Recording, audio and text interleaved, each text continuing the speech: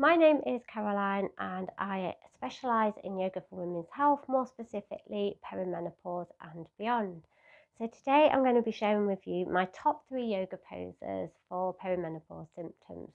You'll need some props, so if you have a bolster that would be great. If not, a couple of pillows from your bed will do just fine. Maybe a blanket, you might not need that, and a couple of yoga blocks or bricks. If you don't have any of those, then maybe you could use something like a dictionary, a really good sturdy book. So the first pose I'm going to show you is a child's pose. So you might already know this one. I'm going to use a bolster. So you can just place the bolster in front of you and then come forward, rest down onto there. But I'm going to show you my favourite version of child's pose. And this is where you might need your blanket, so have that handy as well. So first of all, child's pose is really soothing for the nervous system. I'm going to place 2 blocks and you want them horizontally, and place your bolster or your pillows on the top. Make sure you leave a big gap just like in the middle of the blocks. And then you're going to come forwards, knees nice and wide. And as you come down, you can wrap your arms underneath through this little hole and rest down onto the side of your head. So it's just like you're giving a big hug, you feel supported. But if you're feeling very overwhelmed, a bit of sensory overwhelm, it can be nice to cover yourself in a blanket. It can be nice anyway if it's particularly cold. And you might want to just sort of come forwards and cover your head. It can be nice to cover the ears and remove like any sound that's kind of stressing you out a little bit. It can be nice to remove the sight as well, so you feel like you're in a little safe little cocoon almost. So that's my favourite version of a child's pose. As I said, it is really soothing for the nervous system, as are all of the poses that I'll show you today. It's also great for opening up into the hips if you're experiencing some tightness, which we often do in the hips. So the next one I'm going to show you is a reclined bound angle pose. And again, I'm going to use blocks. You can, I'll show you this way first. You can just place your bolster lengthways on the mat or your pillows and then come to sit right up against it and gently lower back. And then bring the soles of the feet together and allow the knees to drop out to the sides. Arms relax down. I don't personally find this all that relaxing. It's okay, but I don't want to hang out here for 5 minutes. So I will show you my preferred way, which is very relaxing. So you want your blocks again. You want to stand one up so that it's higher than the other. And then place your pillows or bolster on the top. So it's kind of like coming down on a diagonal.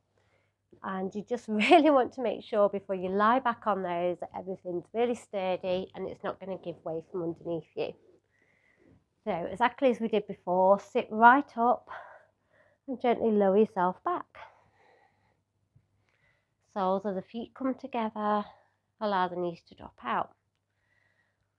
And then you might even go a little bit further and place some support underneath your legs if you need to. You might want to get a cushion or a pillow and place it underneath the head. Just have a little play around and really find a position that's really relaxing, that you feel supported and you feel safe to close the eyes and just relax. So again, this is another great one for the hips. So if you're struggling with a bit of tightness in the hips, it's going to really help to gradually open them up. It's also an amazing one specifically for women if you're still menstruating, which I'm guessing if you're perimenopausal you are. It helps to free the blood flow around the abdominal area and around the ovaries. So it can really help with sort of PMS symptoms and cramping, all that sort of thing. And as we know, our ovaries produce estrogen, so it's going to be really beneficial to sort of nourish the ovaries so they keep on producing, which is going to also reduce our symptoms somewhat.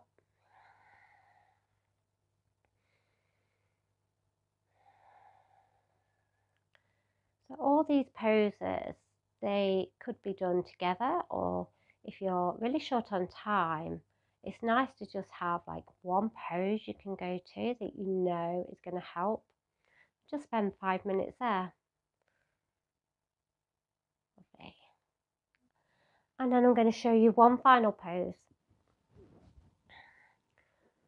So you could either use a brick or your pillows for this, or you could use the wall. It's called legs up the wall, but I do find that a lot of people find it really awkward to try and get into legs up the wall because you have to kind of shuffle right up against the wall and then swing the legs up.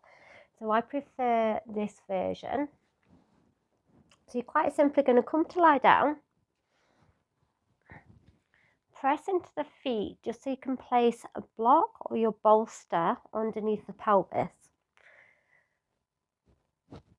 Just make sure it feels comfortable, because sometimes blocks can be a little bit hard. Might be bone on bone type of feeling. So you might want something softer like a blanket, a rolled up blanket, pillows, cushions, something like that. And then you're just going to float the legs up. So the legs should feel really weightless almost. It should feel really effortless to hold them up there. If you find the knees bending and sort of falling in towards the body, that's fine, don't worry. If that's comfortable for you, stay here.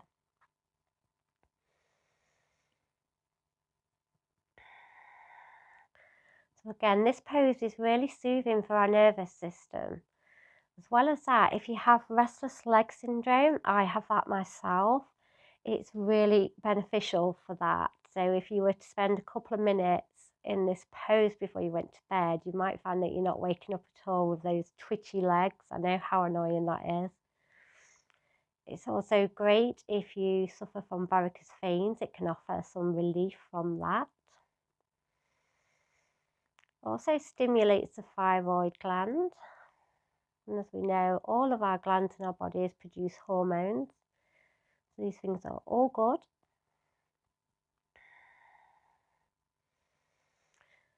And it has a really good soothing effect on headaches and migraines if you suffer from those. There's just so many benefits to this pose. It's really rejuvenating and refreshing for our energy. Especially if you have tired and aching legs, if you have a job where you're on your feet all day, this is going to offer a lot of relief from that.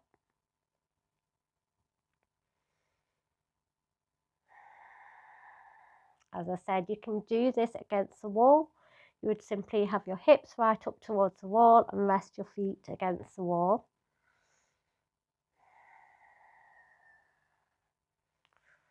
Lovely. When you're ready to come out, just bringing the feet back down. If you had something underneath your pelvis, press into the feet, lift it away. And I would encourage you to just roll to one side first and pause here for a few moments. And then using the hands to slowly press your way back up to a comfortable seat. Lovely. So I hope you get a chance to try these poses out, and I hope they help.